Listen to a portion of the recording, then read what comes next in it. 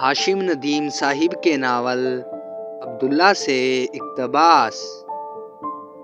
گفتگو۔ ہمارے معاشرے میں خود پرستی اور خود غرضی کی وجہ سے احساس ختم ہو چکا ہے۔ ہر شخص کو ہر وقت بس اپنی ہی فکر رہتی ہے کہ بس میں خوشی سے زندگی گزار سکوں، لیکن کسی اور کو خوشی دینا تو دور، اس کے غموں پر اپنے الفاظ سے مرہم تک نہیں کرتے۔ سب سے زیادہ آسانی اور سہولت سے ہم اگر کسی کو کوئی خوشی دے سکتے ہیں تو وہ ہماری باتیں ہی ہوتی ہیں۔ سچ ہے کہ یہ صرف لفظ ہی ہیں جو سب کچھ بنانے اور بگاڑنے کی صلاحیت رکھتے ہیں۔